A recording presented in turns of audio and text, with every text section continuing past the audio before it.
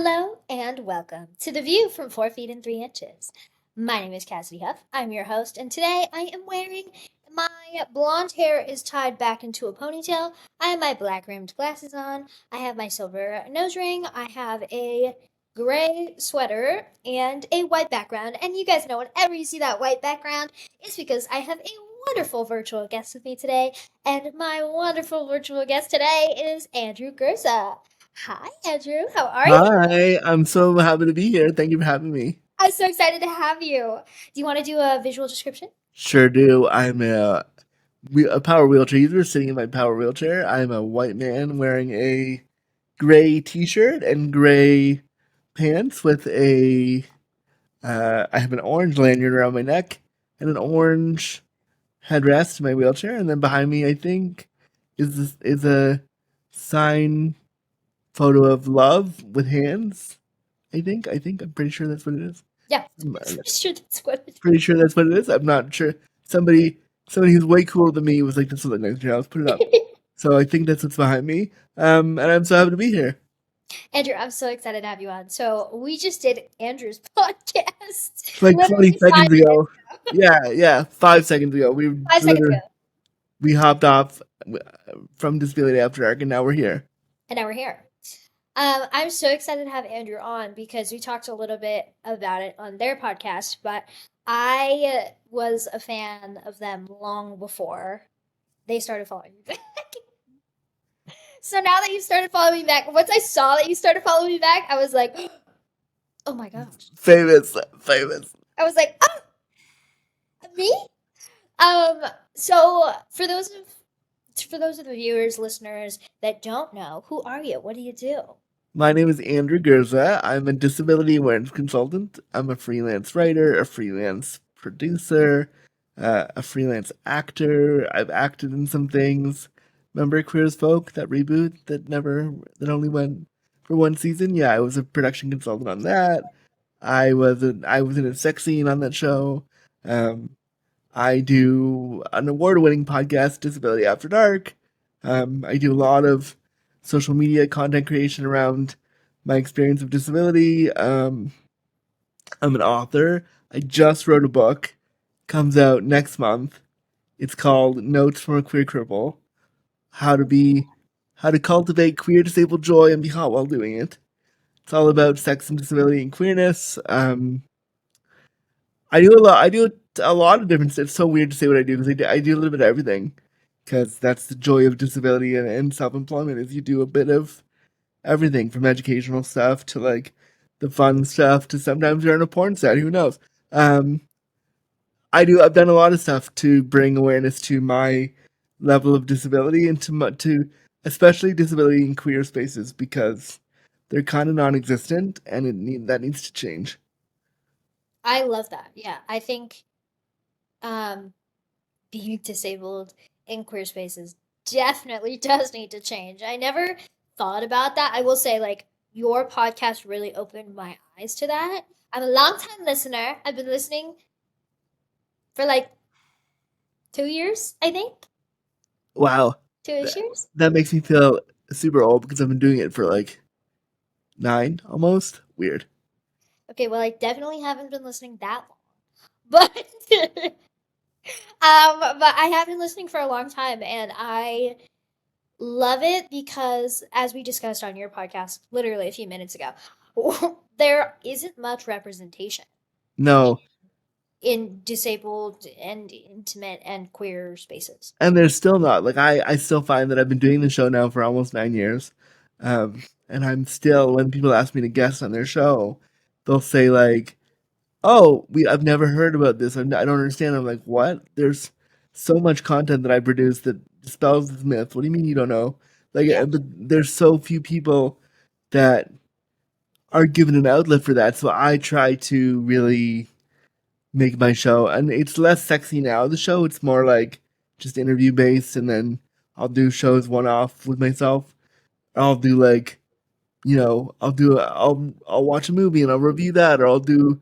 So it's different now. But when I first started it, I wanted it to be solely about sex and disability, and then after about a year and a half, 2 years of that, I got bored. I was like, well, how do I keep it fresh? for myself. And it's all self-produced. Like, I have no producer, I have no editor. Like, what you're seeing here is where I film and do everything. So it's all self-made because I very quickly realized after I was done school that a 9 to 5 job for me was not accessible. I couldn't do it. It was really impossible. I was Yeah. like, I have to find a way to make money, and the best way that I could do that was to talk about my experience being queer and disabled. Yeah, I think that is very similar to my story as well because right after I graduated college 2 years ago almost, I was applying to all these different 9 to 5 jobs that I was perfectly qualified for, but I wasn't getting any interviews. And so I kind of stopped for a second and I thought to myself, well, would a 9 to 5 job actually make me happy? Is it something that's accessible? Is it something that I can actually do? Yeah, And I came to the conclusion that no to all of those things. Just no.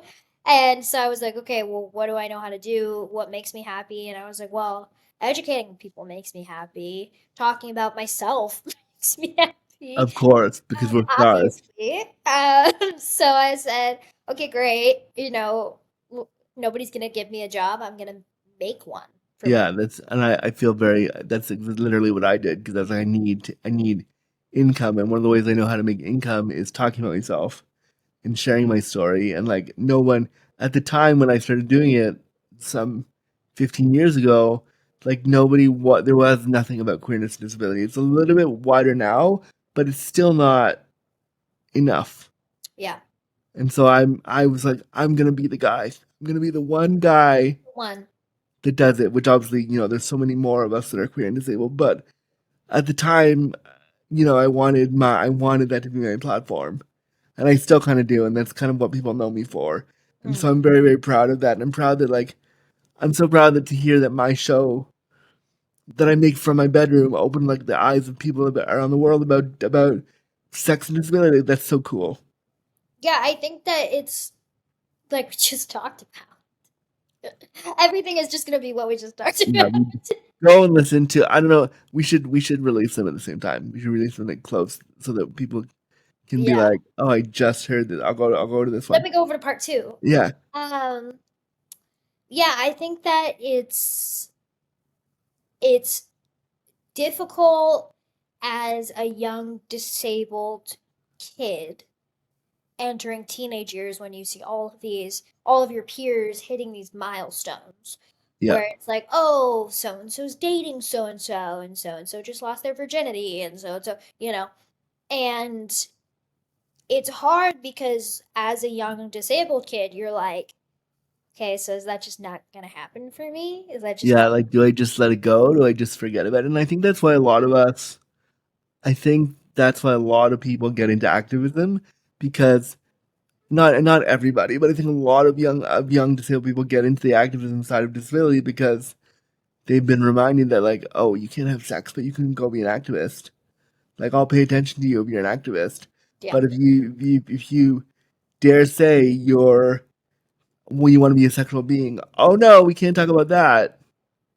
Mm-mm. And so like I part of why I do what I do, and part of why I like I I threw a sex party. I um have done adult film. I've tried to create a sex toy, which didn't end up going, but we tried. I tried a bunch of stuff. We tried. I've tried so much stuff to make sure that people know that like we're here, we're disabled, and we're queer too. Like, it's all of that deserves a space. I love that. So why did you? I mean, I think you talked about this a little bit, but like, was there an aha moment when you started all of this that was like, ah, yeah, this is what I need to be doing? There was like, well, it was more like an oh fuck moment actually, because I had finished college. I was at home. I was looking for jobs. I was trying to get jobs. And my mom was really pushing me at the time to get a job with the government because she was like, the government will protect you and like you'll be, which I know sounds weird now we say it, but like you'll have a good paying job with the government. You'll be secure. She wanted me to be secure, and so she was pushing me to like go do government work. And I get that because being disabled is expensive and the government pays good. So that wasn't happening. And I was calling all the disability employment agencies local to me, and they were like, cool, we can get you a phone job or you can flip a burger. And I was like, well, I'm 30, like 35 and just out of school, and I don't really want to do that. Like, no, that feels, no, no, no, no. So I said, well, what do I do? And so I just started looking for jobs and I wasn't getting anywhere. And so then I just literally went on Vistaprint, put my name on a card, stole the title of disability awareness consultant from somebody somewhere. I'm sure I stole it, put it on a card, and I started handing it out and saying, this is what I do. This is what I would like to do. Would you hire me to speak to your class, to your, can I write for your magazine? I cold emailed HuffPo for like 6 months, being like, here's what I want to write about. Do you have anybody writing for you? And they were like, no, we don't. And I was like, good, I could write stories. Never thinking to get paid, just wanting a platform to put my stuff out there. Wow. Can I try? Can I give it a shot? And at the time, there was not a lot of discussion about sex and disability. There's still not. So I cornered a market perfectly. Like this was before Ryan O'Connell was on the scene. This was before like all that stuff was starting to make waves.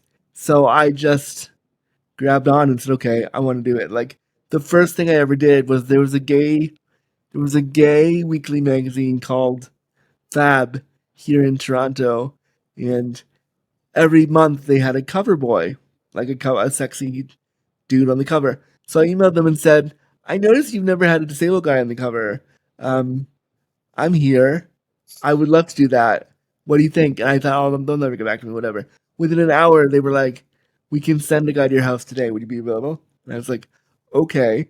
So the poor photog came into my house and like helped me take off my clothes and do like a photo shoot out of the blue. Did he do a transfer too? Because that would have been just the icing on the No, cake. I was too afraid. I was too scared to like make him transfer. So Dang it. I definitely did not. I wouldn't let him. I was like, no, no, no, no.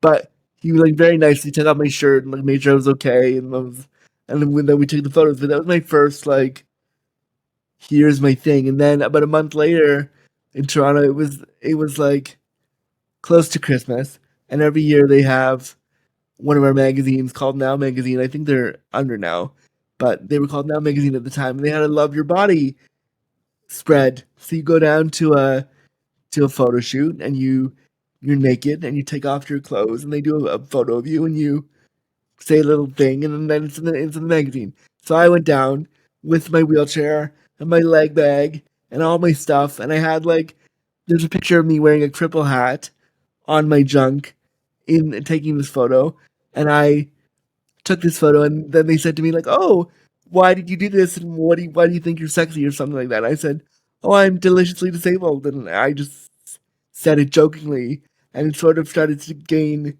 traction, and then that's what people knew me for, and I pushed that out all over social media, and I just started using that as my platform to get more gigs, and so I really a lot of my work is self found, self made, Mm. stuff like I didn't have anybody telling me to do this. I just was like, I need money. I gotta find a way. Wow. I am terrified of cold emailing. So I find that very cool that you just out of the blue started emailing people. Oh yeah, I was just like I want to do this. Do you have like and people were encouraging me. They're like just send an email and the worst they can say is no, just try. And they some of them did say no, but a lot of them were like when HuffPo said yes, also they said at the time we're not gonna pay you. Um And so I was like, okay, sure, that's Yeah, fine. Now I would definitely demand to be paid. But at the right. time I was like, I gotta get my feet wet, so sure. Um, Yeah, and I'm so proud of what I built from nothing. And then like from that, like other gigs came, and then I started a podcast, and then like I and all of it, I just decided I was like I have to find other revenue streams and other things to get my name out there so that I can get a talk and charge $2,500 a talk or 3,000 like, enough money to feed myself. And people yeah, don't understand like we're not making huge bank. We're making enough money just to like Pay keep rent. our head above water. Yeah, pay the rent, keep our credit cards low, and be all right. Yeah, I think people think that being a content creator brings in hundreds of thousands of dollars a month. And it's like, no, guys, why do you think I put out content every day? If I could make hundreds of thousands of dollars for one video, I would just make one video a month. Why would I make content every single day and then have a YouTube video that comes out every Wednesday and a podcast episode that comes out every Sunday? Like, why would I do that? Yeah, yeah. There's no point. If you're gonna pay me $100,000, 6 figures in a month for one video that I make, why would I Like I make wish, videos? I Yeah, I wish. wish. Yeah, what? And Like then the problem that I don't know if this is the same for you, but um the problem that I've run into a lot is that when I'm trying to get brand deals, they don't want to pay me. And I'm like, what do you mean? they don't want to pay you. They don't want to pay me. They're like, well, if we send you free stuff, can you just like make a No, video? And I'm no, like, I can't. I got you're gonna pay me. yeah. Like I deserve money. I need. Do you need to pay your rent? Same. Do you think Kim Kardashian is like, sure, I'll do that for free? What? No. What? Um, yeah, I think it's really interesting, and part of me thinks that it is their disability. Like, if I was Oh, of able bodied, course. would they be doing that? You know? No, they Um, pay you. yeah, exactly. So, like, Because why they're would probably thinking, we're giving this poor disabled girl a chance. Look at her. Look how great we are. We're giving, look at her? We're so we're giving this poor disabled girl a chance to be super famous on Insta. Like, we're so what? inclusive. Look at us. Like, okay, no. Like, no, that's she's just trying to make bank. Then I find that like small businesses are like, how much do you want me to pay you? Yeah, And I'm like, no, nothing. Why would I want you to pay me? You're also just trying to make a living. Like, yeah. if No, a big company comes to me and they're like, hey, promote our shoes, promote our makeup, I'm gonna be like, pay me a couple $1,000 and we'll talk. yeah, like If you're at a small least business, absolutely not. I'm not charging you. I'll pay you. yeah, I did a talk last year or I did a talk for this really small Canadian uh, diversity, equity, and inclusion company. And I'm going to say that again because I know in America that doesn't exist anymore. This diversity, equity, and inclusion company out of Canada, they emailed me and I said, "Oh, you're a small company. I'm happy to do it for like half my rate. I'm happy to make it accessible for you." And she went, "Oh no, no, no, no! We've already put the money aside. This is what we want to give you." And I went, "What a beautiful like that! Thank you." I was like, "You understand?" And she's like, "Oh no, no, we value what you're doing, and we're gonna put the money aside for you." And I just was like, "That is the nicest. Like, thank you so I'm much, crying. man." Like, thank you. I really was. That's because so I upped my rates recently to As like you should. $6,000 talk because I have the book coming out, and so I felt so guilty doing that because I was like, well, what if? But then I was like, no, no, no, you deserve it. This is I've what been you. talking to people who, because I want to get into speaking too, so maybe we'll talk off air a little bit about that. Yeah, we should do a joint. Oh my god, we should do a joint. Fucking, we Are you should do kidding? a It joint. would just be a stand-up show. That's all it would We be. could. I. We're just doing a stand-up routine. Champ is also there. Yes, please. Oh, Andrew. The champions of the champions of disability show, and he could be the face of it. Oh my god. Oh yeah, It's like three small businesses, and then yeah. We're set to go. We're set for life. speaking of other revenue Yeah. and other revenue streams, um, no, but like I also want to get into speaking, and $6,000 is like lowballing it. I think you should up it more. Really, you think so? Yeah. Because Do I think so? Yes. I found when I was doing like, and that's the trouble with the pandemic. I found when I was approached by universities, approached by schools. The trouble is that here's what the trouble is, and what I've found is they are given a very small pot of money to work with. They're Apparently, given schools don't pay very much. they really don't. You can get about the highest I've gotten from a school in the U.S. is 5K, and I had to fight for that. But that's about what you got with the school. It's like The 2 months of rent. Yeah, yeah. That's not. So I found that to be really hard to navigate. But I built great relationships with schools. I'm happy to do it because sometimes I'm like, oh yeah, $7.50. I gotta feed myself. That'll be groceries. Like it's nothing, and it should be way more. But sometimes you gotta eat, and you're just like, okay, great. Like, oh, okay, I'll take it. People are paying $750 Sometimes, to yeah, come see yeah. us for how long? Sometimes an hour, sometimes two. And like now I would push back, but there have been times where money's been tight and it hasn't come in, and my SSI, my disability payments are not, cutting it. So I'm like, oh man, that extra $7.50 would at least, pay for a credit card or pay this down. So like it can be a slog, and you really Oh have to like, my god, Andrew! yeah, yeah, I know, I know. You're not the Like, first no, person. I've heard it. I don't. You're not the first person who's been like, man, your rates are way too low. And I'm like, I know, but 6K is still pretty low. I'm gonna think about that. I'm gonna like off the air. I'm gonna be like, We'll talk yeah, afterwards. yeah, because I would love to raise it. I'm just scared. But what was the question? Don't remember. Where are we? I don't. So, but yeah, but I do all this stuff independently. I do all this work alone because nobody would hire me for a 9 to 5, and the more my disability becomes more and more severe, or changes with my body, I realize I can't do a 9 to 5 job. I can't. I can work a couple hours a day, and that's it. Yeah.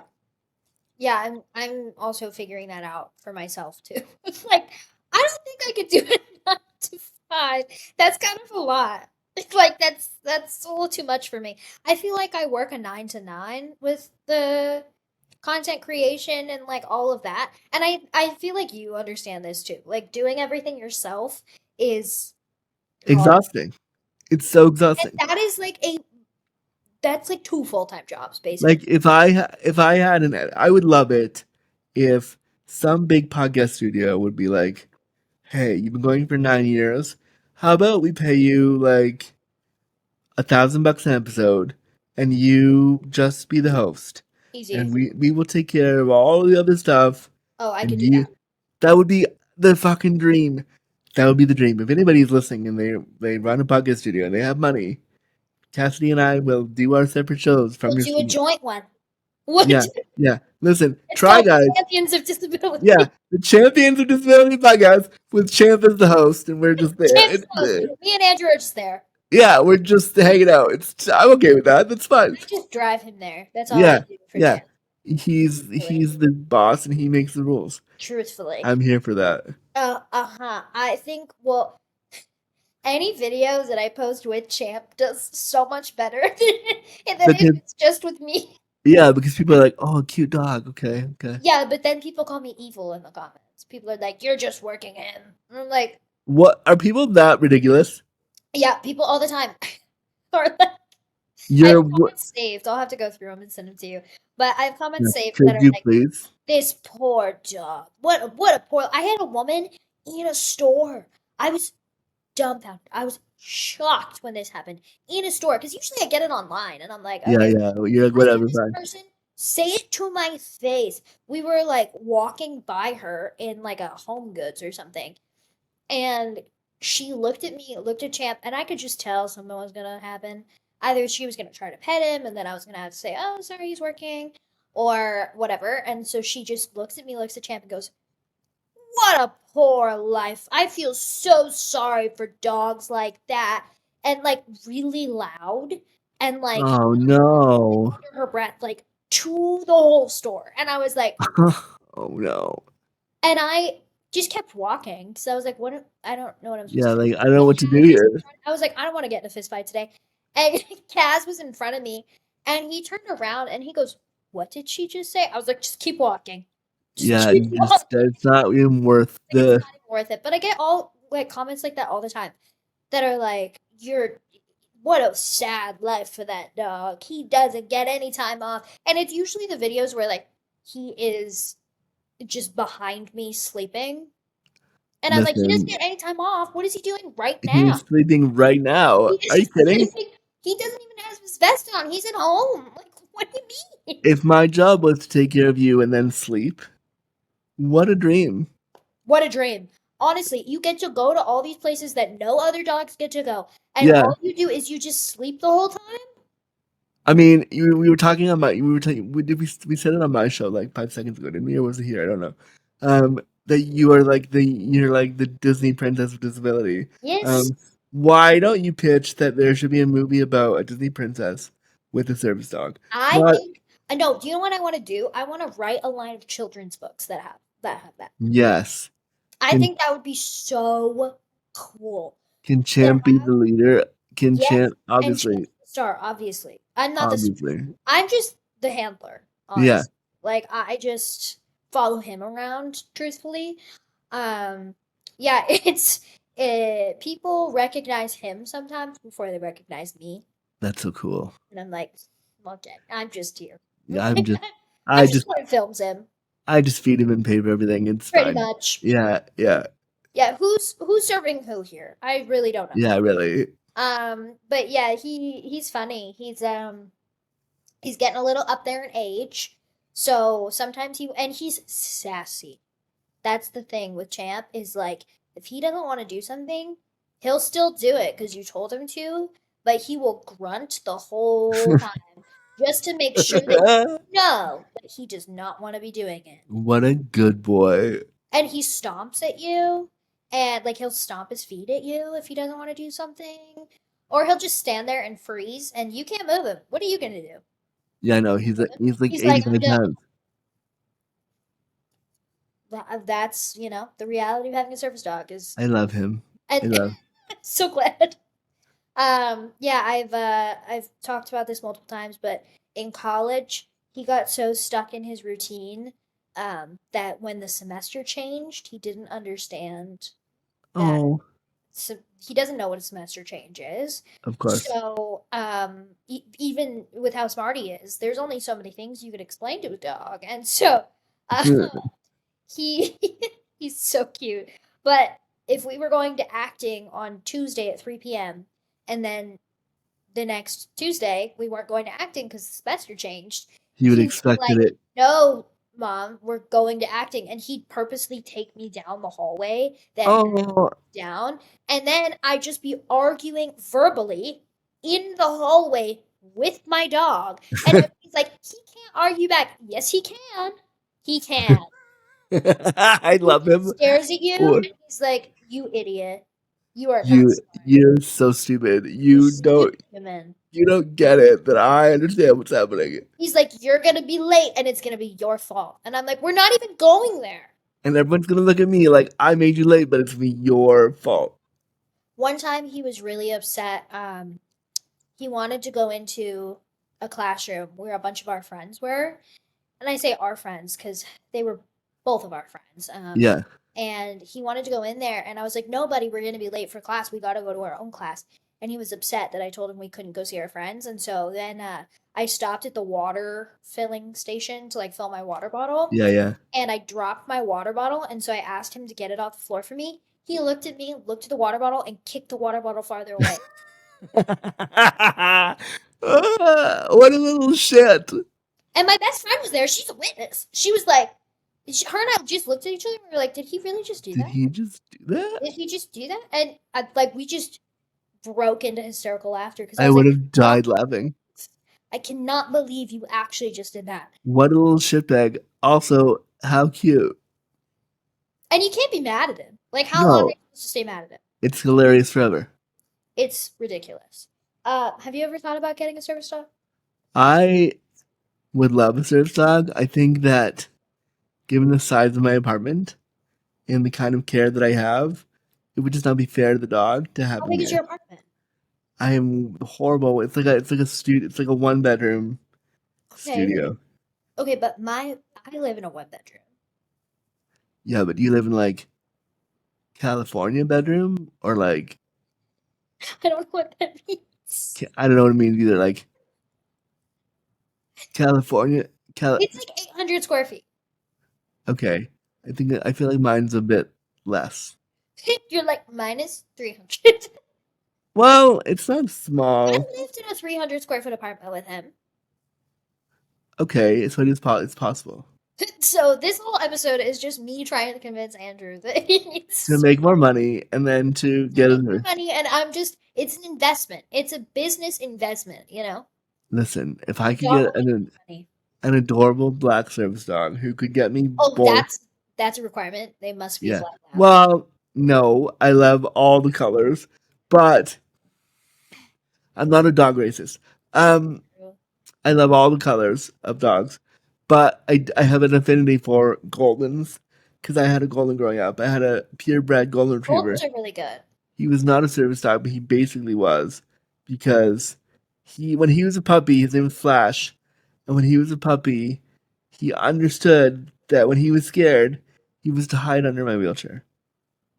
So when he would get scared of something, he would instinctively run underneath my chair, which is really dangerous for a puppy It to is do. very dangerous, but it's really cute. But he did it because he loved me, and so we were buddies. So I have an affinity for purebred golden retrievers or black labs. I just love black labs because they're so rare. You don't see them very often. Unless they're a service dog, and then everybody has a black lab. Yeah, and then everybody has one or Literally everybody has a black yeah, service dog, except for Molly. Molly Burke has a Bernese Mountain Dog. that's right. Yeah, Yeah, and friends, Elton John and Champ are in love. Not very many people know this, but they're in love. amazing. Yeah, they love each other. Champ is a little more obsessed with Elton than vice versa, but I I mean, don't know what it is, but he just loves him. I think we're all obsessed with both Elton John the dog and Elton John the person. I would agree. I would agree. There's something about Elton the dog though that makes Champ misbehave, and I don't know what it is. I mean, if you ever need like extra content, there you go. Honestly, yeah, like we Champ works quite a bit with like other service dogs, like Tandem works, you know. Yeah, Um, and it's great, but it's something about Elton that like Champ will not listen to me. he's Just like specifically Elton, and I'm like, dude, hello, he's like. like I'm with my soulmate. Leave me alone. And I'm like, Why? "What?" And then Elton's like, I have a job. And I was like, you also have a job, Champy. Pay attention. And you're like, what? And he's like, what can you possibly need right What do you now? need right now? I'm with my friends. I'm with my best friend. Mom, What? stop. Yeah. You're so embarrassing, Mom. Seriously, God. God. He's probably the outcast of the dog world, being like, "Ugh." The outcast of the service dog world. It's true. His like sad movie is like, man, she won't let me be my friends. But then if I posted that though, people would jump back on the I'm evil train and be like, I see, can't believe, I he can't hates believe to work. that people. How do you feel about people who are mean to you on the internet? They need a life. I feel the same way. I don't really give them very much attention. I'm just kind of like, okay, sorry you don't like me. Just keep scrolling, I guess. Like, why do you feel the need to tell me that you don't like me? Just go. Yeah, it's like Away. or unfollow me. It's fine. Like I don't really care Block me. I won't know. I did not know you existed until 5 seconds ago when you until commented. yeah until you told me that I sucked. Great. Yeah, like, what did you get out of that? Like, do you feel better? No? Cool. Then great. What was the point of that? I genuinely don't understand. I Yeah. have a question for you. Yes. What was your childhood like growing up with Really, with a disability? my family was really accepting of my disability. My mom and dad built our house for me. We lived north of Toronto and they were looking for a house that I could get into because I have severe cerebral palsy and I use a power chair. And in the early 90s, late 80s, there was really nothing like that in it for our family. So they built a home outside of Toronto for me.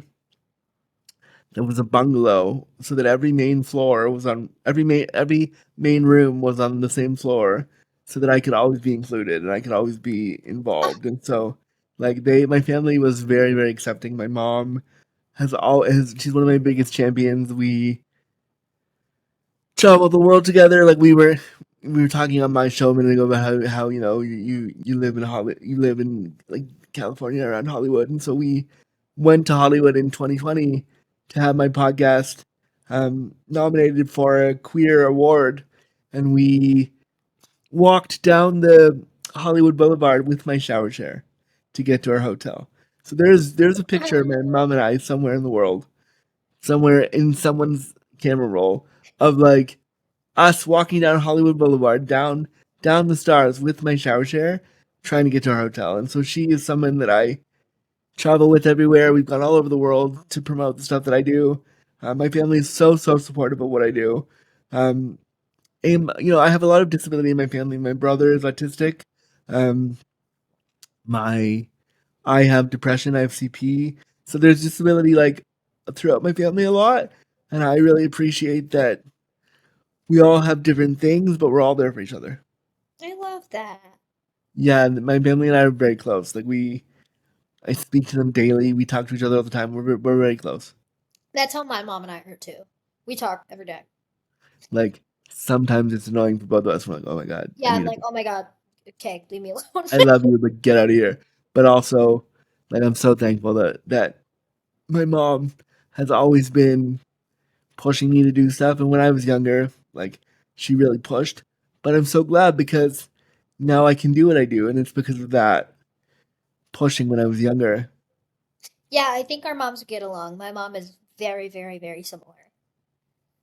I got invited to an event that I'm doing next week in New York, and she was like, "I'm going," and I was like, "Okay." Okay, I was like, "Come on, I guess." nice. Yeah, she's very much the same way. Like if especially like as a child, she was my biggest advocate. She still is. And I think I get a lot of parents in my comment section that are like, how do I advocate for my disabled child?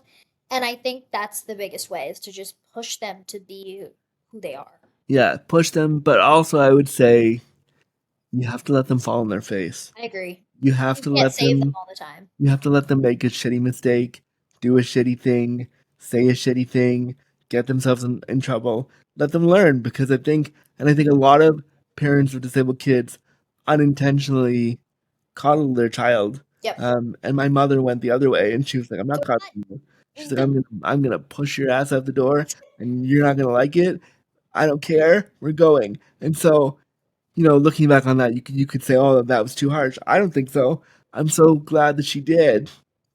Yeah, I agree. My mom was the exact same way. She was like, and your sisters are out there pulling weeds? Guess what you're gonna do? Yeah, so are you. Like, there's no free ride here. When I was a kid, my mom used to make me crawl from my bedroom to the kitchen, and that was my exercise, which I'm thankful for now. I had like 2 or 3 minutes to get up the hallway, and if I didn't do it, I was in trouble. And she would, make me do it, and I'm so thankful that I did because it gave me a cardiovascular workout that I can't do anymore. That I'm so thankful that I had at the time. Um, and it pushed me to be like, you don't get a free ride just because you can't walk. Do it Like, anyway. You're fine. yeah, go. You're Yeah, my fine. mom was the exact same way. She would do the exact same things. Like if my sisters were out, washing dishes, I was gonna be wiping the counters down. I was treated the exact same way my siblings were. Our our washing machine and dryer in our old house was downstairs, and my room was upstairs. Oh no. And so I was like, how do I get my laundry down there and then clean and then back up to my room? And I remember her being like, I don't know, figure it Figure out. it out. And I was like, okay. So there was like a laundry chute, luckily, that we could like throw our laundry down. Oh, nice. So then all I would have to do is throw my laundry down and then walk down the stairs and then go grab it and put it in the Yeah, yeah. washing machine and then switch it. But then getting up was the problem. So getting all my clean laundry back up to my room. So what I did was I put it all into a laundry basket and then I would put the laundry basket on like the bottom step and then I would sit on the step and then I would grab it with my hand and my upper body strength was crazy even when I was younger. So I'd grab it and then I would push myself up to the next step with my one hand and then grab still had the laundry basket in my other hand and pull it up just one step at a time. And it took forever. But I was like, guess what? I did it. So Yeah. my laundry's clean now. Like so many things like that. And my one day I wanted to help my mom. I remember I wanted to help, and she had gone out. She was working. She worked 80 hours a week when we were kids, maybe more. And so she was working, and I wanted to be helpful. So I said, "I'll do the dishes." Which, if you look at me, I'm very disabled. There's no way in hell that I should be doing the dishes. It's not possible that I can do the dishes. But I thought it would be okay, so I would go. I remember this one day I went, I was like, must have been 7 or 8 or 10 or something. And I went to our washing machine, opened it up, so I'm already making a mess, pulled the dishes out because I thought I was gonna like put them away. I remember she came home and there was like soap everywhere. The whole place is flooded. And I was like, look, I helped. And she was like, yeah, yeah, you sure you did. Thank you so Great. much. Like, okay, kid, what did you just do that for?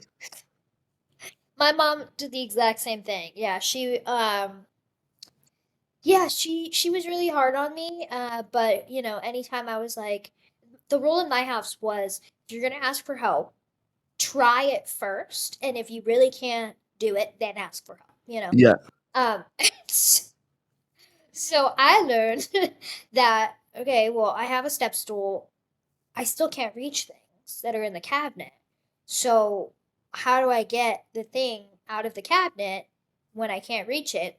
Guess I'm gonna climb on counters. So I will never forget my mom walked in one day and I was like fully on the counter and she was like, she just kind of looked at me. She walked in the door, she looked at me, and then she just walked right past. And she was like, yeah, okay. okay.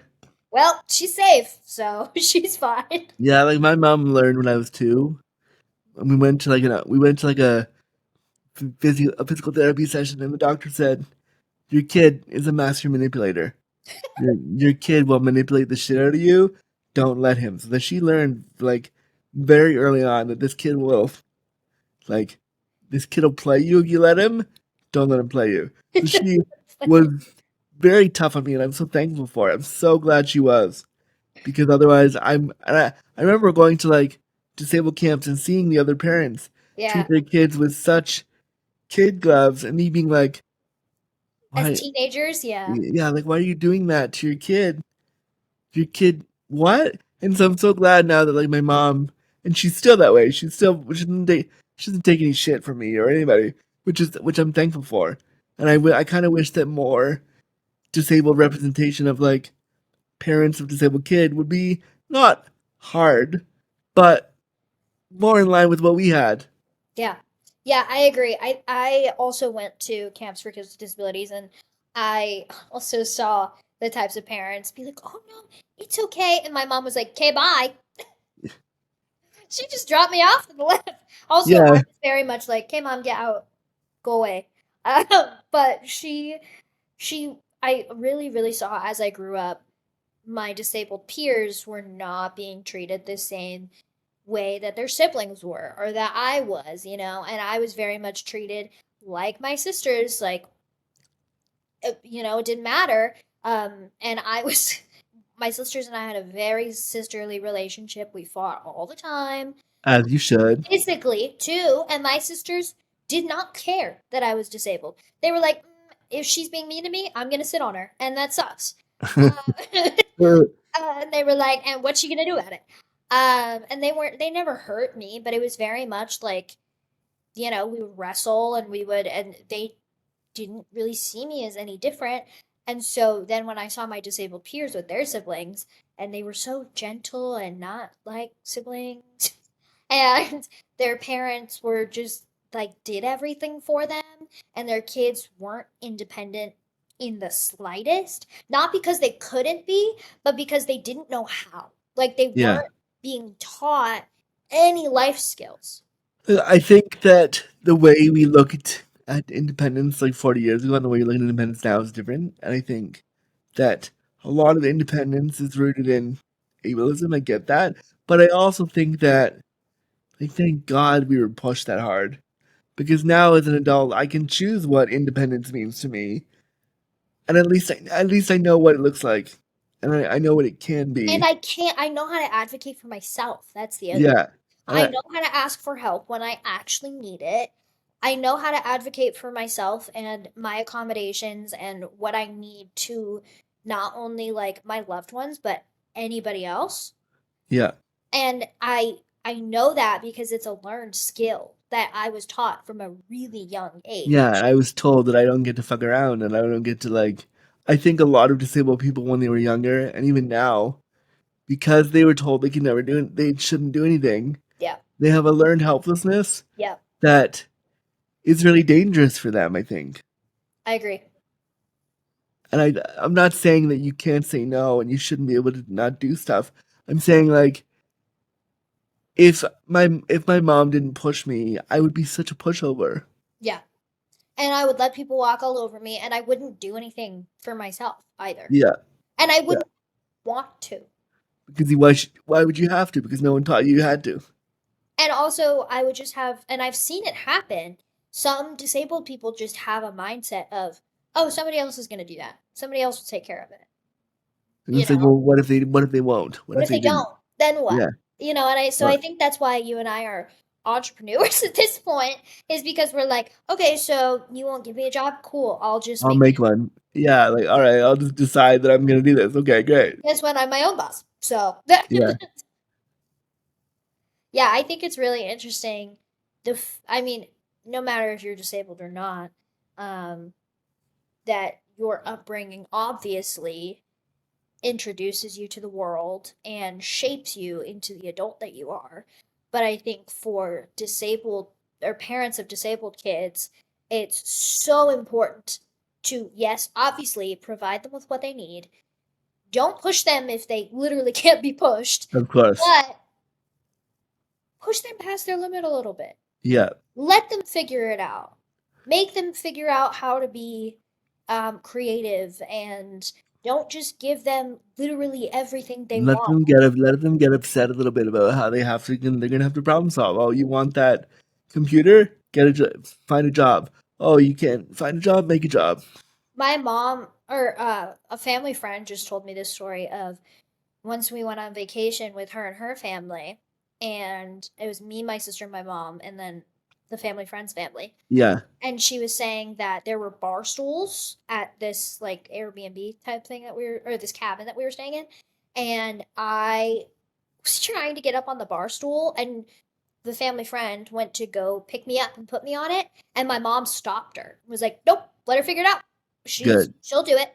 And sure enough, like I just climbed right up and sat down. And this family friend was like, I was kind of amazed because not only did you figure out how to do it, but you did it in a safe way. And she said she could see like the little gears turning in my brain of like, okay, so if I put my foot there, and then if I turn myself this way, and then I can, you know. And so she was like, it was very interesting to see me at such a young age. I was probably like 6, problem solving of, okay, I can't get up the normal way. So how else do I figure this out? Yeah, like how to. Mom physically stopped her from just doing it for me. She made me figure it out. Like, of course, if I really tried and I got really frustrated, somebody would pick me up and put me on there. Of course. But first, I needed the experience of trying to figure it out by myself Yeah, and I think and learning. my mom had a really great way of doing that. I used to have a walker that I hated to walk in. I hated it because I was like, this hurts, my joints hurts, I don't like this. So the way she made me walk was she'd put on Michael Jackson's Beat It, my favorite song at the time when I was like 6. This would have been like, 40 years ago. So she put on Beat It and said, okay, moonwalk like Michael Jackson down the hallway. And I remember there's a picture of me somewhere wearing an oversized fedora, a little scarf, dressed like Michael Jackson, fedoraing in my K-Walker, just loving this whole moment. And we made it a game all the time because that way I would do it. Gotta do that. That's what you have to do. Yeah, it needs to be a game, otherwise you won't do it. My grandma's used to, I had a deathly fear of syringes. Okay. And because I did not like liquid medicine, I still can't take it. Uh, but I probably could, but because of my trauma, now I'm like, nope, can't do it. Yeah, But in order to try and help me, my grandmas were lesbians, by the way. We call them the Queen lesbians. Um, amazing. I'm here for this. Yeah. and they were my favorites. And so, in order to try and help me get over this fear, they made it a game where they bought a bunch of like dollar store syringes Okay. and then filled them with different liquids. So one of them was water, one of them was apple juice, one of them was root beer, like whatever. And then like Yeah. they were like, okay, ready? Like how many can you take in a minute? You know? And Oh, then I love that for you. make it That's so like a sweet. competition between like if they make it like a team, so like they were on one team and my sister and I were on another team. They really Yeah. didn't want to like create any competition between me and my sister, which I really like. No, of course not. So like we were always on a team, and then they were on a team, and they were like, "Okay, who can finish first? You know, who can finish all the syringes first?" Oh my god, I love that. And That's so so it sweet. was it was the best because we were like that like didn't help me get over my fear, but it was fun. I, But I it's want to do that now when I have to take liquid yeah, medicine. but like fill them with alcohol this time. Yeah, booze, Yeah, pop. one's tequila, one's yeah, Yeah, exactly, one's like some vodka. Yeah, yeah, yeah, yeah. exactly. It could be an adult drinking game I'm actually. here. I'm here for this. I'm so here for this. Oh God. Chocolate milk, About this before. Bailey's. Yeah, there we go. Yeah, yeah. Some Di Serono. I'm here for this. Yeah, love it. Yeah, so it was I think with any child, you should be playing games, you know, to try and get them engaged or whether it's learning, whether it's getting over fear, I think that's necessary. But for disabled kids, like get them involved. Get them Yeah, figure out what game you can make out of it. yeah. Make it a game, and like, because I think when you scold a disabled child, my mom had to, because I was a little shit.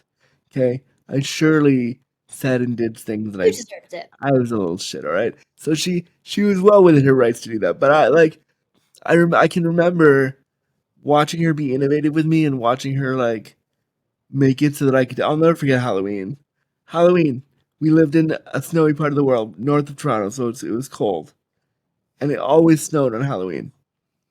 Oh wow.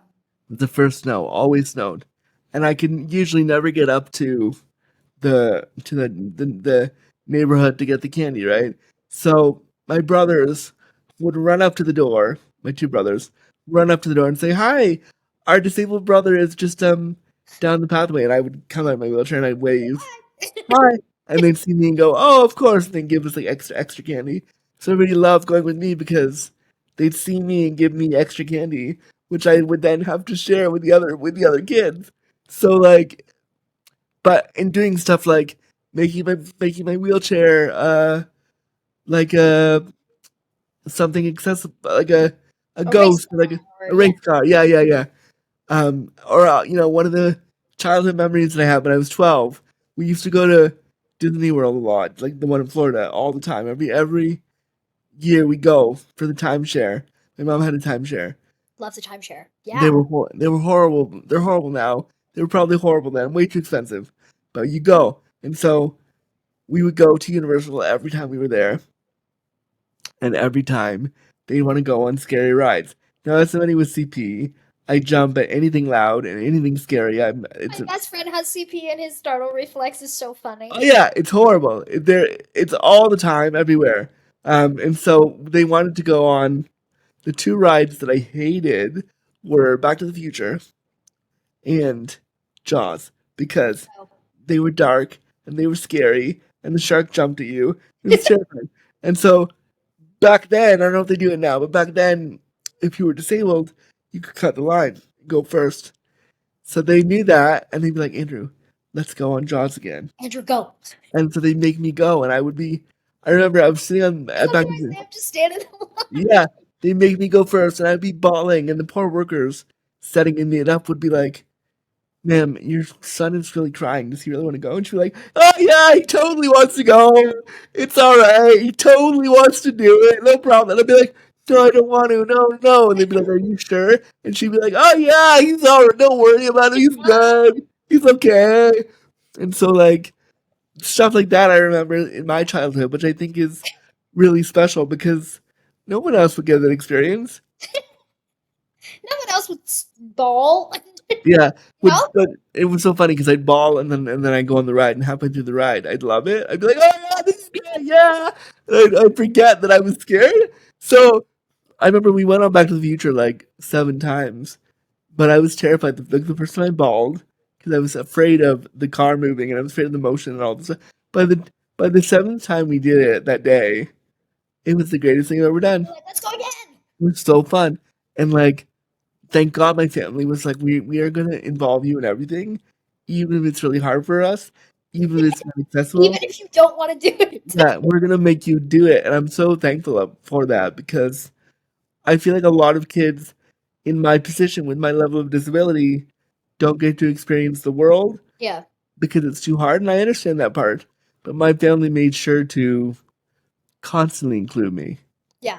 Mine did too. I'm really grateful for my mom. Uh, Going back to Halloween, I you brought up a memory. Um, for my Halloween, so I had surgery every 6 months. April and October were my Oh surgery God. months. And so I was always either just about to go in for surgery or usually recovering from surgery when Halloween happened. Yeah, So so I was like usually too tired or in too much pain to go trick or treating, which sucked as a kid. of course. Everybody else is so excited about it, and then I'm like, well, I guess I'll just stay I home. guess I'll just be here. Fine, I guess my sisters will go. So my mom, one year, I don't even remember how old I was when she started doing this, but she did it well in my like teenage years.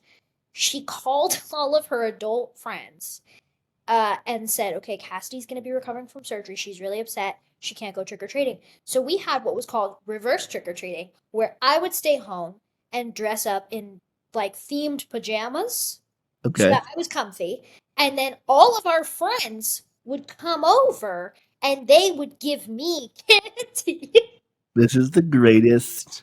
But the thing is my mom's friends were geniuses and they went to Costco. And so they got like the giant candy. Yes. Yes. I was like, this is actually better than going So out. much better. I'm fine. I now want to have reverse Halloween. I think that I'm gonna I think advocate. in college, I was like, we never ended up doing it, and I was kind of upset. But my friends and I, my best friend, who's one of my favorite people, her name is Becca. Becca came up to me and said, okay, so I have an idea. People are already going to give you so much candy because you're disabled. What if we go, like a group of us, go trick or treating and say that you are our little sister? And then that way we'll all get candy. I'm here for that. I really like And that's she was like, but the catch is you can't talk because the second you speak, they're gonna know that you're not. yeah, you have to just be quiet. They're like, you have to shut up. And I was like, okay. So I'd still be down. Honestly, I think a group of disabled people, you, me, baby Jane, I don't know, a bunch of us, should I'm just here for it. go trick or treating. I think we should make Yes. it happen. Let's go somewhere in Orange County, somewhere in Hollywood. Let's To the rich to neighborhoods, yeah. the rich and famous neighborhoods. Let's go. I think I'm down with our moms. Absolutely. These kids, My mom would lose. Yeah, yeah, I'm yeah, gonna get so into it. yeah. I'm so into that. Yep, Okay, so 110%. so you heard it here. Yeah, you heard it here first. I'm for We're gonna call our moms after this. And we're gonna yeah, see and we're gonna say, listen, plans for October. mom, we gotta fly out to Mom, listen. mom. We gotta go out to Laguna Beach for reasons. Okay, all right. You have to come here. Listen, Okay, listen. just for a day, okay, for a Yeah, night, if you will. yeah, just for a night or two. You And with here, my disabled friends and me, yeah, we need to just, but seriously, disable Halloween. That's, I I think mean, it would be so fun. come on. I'm already thinking of titles for this episode, and there are so many I can do. Disabled Halloween is one of them. Champ is the star. Champions. It's the star. Champ. The One champ. of my episodes a few weeks ago was this episode is mainly about birds. I'm here for that. Because we just talked about our hatred of birds the whole time. We actually did not even really talk about disability activism the whole hour-long conversation. We just talked about how much we hate the Disneyland ducks and geese. You don't. Okay, I can get. I don't like pigeons. I hate them. We also Yeah. talked about pigeons. Apparently, people tried to domesticate pigeons, and then it didn't work. So then we just let them go, and Yeah, they're gross. And that's why they're not afraid of us. now they shit everywhere. They do. I just think that I was walking down the street one day a couple years ago, and I had a pigeon. I swear to God, fly up and look me in the face and then fly back down. And I was like, that's gross. Like, Please leave me alone. you're gonna attack. Then they find me and like dive bomb me, and I can't. I'm just like, oh no, no, no. Like every other bird, I'm here for. I think they're beautiful specimens. Blah blah blah. Blah. But no, you're a pigeon. I want you to die. Uh, and that is the title of this episode. Yeah, there it is, right If there. you're a pigeon, I want you to die. If you're a pigeon, I want you to die. You know, what I like about the show is that we haven't talked about disability heavily, which is nice. I like that it's also like disabled people can talk about other stuff We don't too, just have to talk about our disabilities all the time. all the time. Surprise. Yeah, guess what? We're multifaceted. Guess what? We are human beings. We contain multitudes. It's true. Depth, deep. Depth. Deep. Hashtag deep. Deep. Okay, I have one last question for you. I'm ready. I'm ready. I have to cut the bird conversation short because my editor told me he won't edit anything else with birds. Oh, editor. I know. I mean, I'm sure he probably would, but I know the second we started talking about birds, he was like, "Oh my God, Cassidy, not another one, please." Oh my god, another one. Okay, my last question for you is something that I ask everybody for their very last question. And I love this question because the answer is different every single time. Right. Nobody has ever repeated an answer, and I'm very excited. Okay. So, my main demographic is on social media is young teenagers between Yeah. like 13 and 18 years old. Some of them are my age, like 18 to 24, but most of them are like young teenagers. Also, I have a younger demographic, which I didn't know about, but I've had 3 like 8-year-olds come up to me within the That's awkward. week on 2 different occasions, 2 different places. It was wild. Anyways, so maybe even younger kids. We don't know. So what you're saying is be appropriate and don't be weird here. I mean, I've had like Wes when he was on the show, he gave 2 answers. He gave a clean answer and then a not so clean answer. All So right, I'm gonna follow his. I'm gonna. Yeah, I'll do that. so my question is, I get a lot of comments that ask me like, I'm disabled, I'm a teenager, how do I love my disabled body? Or how do I advocate for myself? Or what's the key to self-acceptance, self-love? How do you get your confidence? Whatever. And so my question is either what would you say to those young listeners or viewers who might be listening to this episode? Or what would you tell yourself at that young age? I would tell myself it's okay to dream. It's okay to have a dream. It's okay to want that. But I would also say you're probably not going to get it. The thing you're dreaming about is probably not going to look the way you want it to look. Mm. You're probably not, because a lot of what we dream of when we're kids, especially disabled kids, you don't dream at it with a disabled lens. No. You dream at it as just a regular kid. So when it hits you that it's not going to be what you expected, or you're not going to get the same thing, or it's not going to be as accessible, that's hard. So I would tell my younger self, like, have the dream, but temper it just a little bit. Mm. And then what I would say to the rest of the world is you don't have to have the confidence right away. I'm 41. I'll be 41 in a month and a half. And I am still not confident as a disabled person. And so it doesn't happen overnight. Like I used to, when I was 16, 17, I used to dream that when I'm 30, I'll have a boyfriend, I'll have a house, I'll have a big job, I'll be okay. And that never materialized.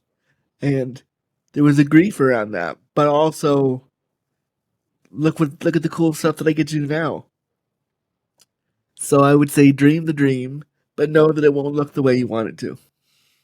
And know that that's okay. Yeah, exactly. And that is, that's okay. I feel like when I was little, all I wanted to do was be on stage. All I wanted to do was be on stage.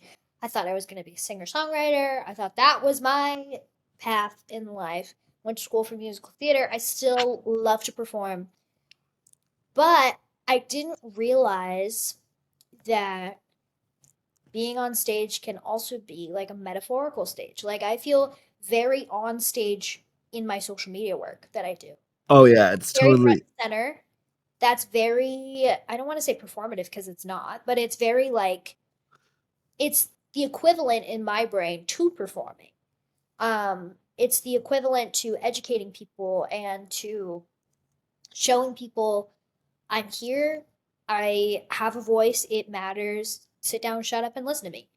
And so I think that I am still following that dream, but again, it looks so different than I yeah, like ever imagined, and that's nobody okay. yeah, like nobody thought, oh, I'll be a social media star. Like what was that 5, 10 years ago? We didn't know what that was. No, And so like now, and also to know that you can make a difference. Like all of the stuff we're doing, our podcasts, our social media, somebody somewhere is reading our stuff going, oh, you see a version of me. Thank you. Like that's so valuable. yeah, I get comments like that all the time where it's like, "Thank you for being visible. I'm this age." Sometimes they're 60, sometimes they're 15. And they're like, "Thank you so much for being visible. Like because of you, I know I can do what I want to do." Yeah. And that's enough. Like If you I can tell one person that they can do what they want to do in life, disabled or not, whatever age you are, and that's I've done my job for the day. yeah, and like if I can give you a space, and one of the things I like about my content too is I love giving non-disabled people spaces to be like to fuck up a little bit, to mess up a little bit, Hmm. to make to say the wrong thing. And I think, my issue with the disability community, and I love them all, even if I disagree, my issue is that sometimes we get so quick to jump down someone's throat. And my thing is now that I'm older, and when I was your age, like the coolness to be edgy was like a thing. Now that I'm older, I'm like, I don't want to be edgy. I just want to be happy. And if Mm. I can guide you without yelling at you, that's what I'm gonna do. If I can guide you without yelling at you, yeah, Yeah, that's the goal. that really is the Now, it's if you ask a dumb question, I'm gonna make fun of you a little bit, but I will answer. yeah. This of course. Yeah, that's Yeah, kind of a given with my content. People are like, "God, I just asked a question," and I was like, "And it was silly, so I made fun of you, but I answered it, and yeah. it's fine." Like, come on, it's okay. And I think that like, unfortunately, in disability, you have to hold a lot of hands, and after a while, holding the hands, you get exhausted. You're just like, fuck, what? You only have so many hands. Yeah. Then you can be like, I just told you. Like, I just said that. What? Watch this last video. Watch it again. Watch Yeah. it again. Listen again. It's only a minute. You got it. It's okay. It'll be all right. Andrew, thank you so much for being on my show. I really appreciate Thank you so much for having me. I love that there's another disability podcast doing the thing. it. That's Yeah. so great. Thank you. And thank you for listening and watching to this episode of The View from 4 Feet and 3 Inches. Please make sure to like, comment down below, and give a 5-star rating depending on where you're watching or listening from. Make sure to go follow me on all my other platforms because I do post on Instagram, Facebook Reels, as well as TikTok and YouTube Shorts every single day. I have a YouTube vlog that comes out every Wednesday and a podcast episode here on The View from 4 Feet and 3 Inches out everywhere you listen to podcasts. That comes out every single Sunday. Thanks so much for watching, and we will see you next week. Bye!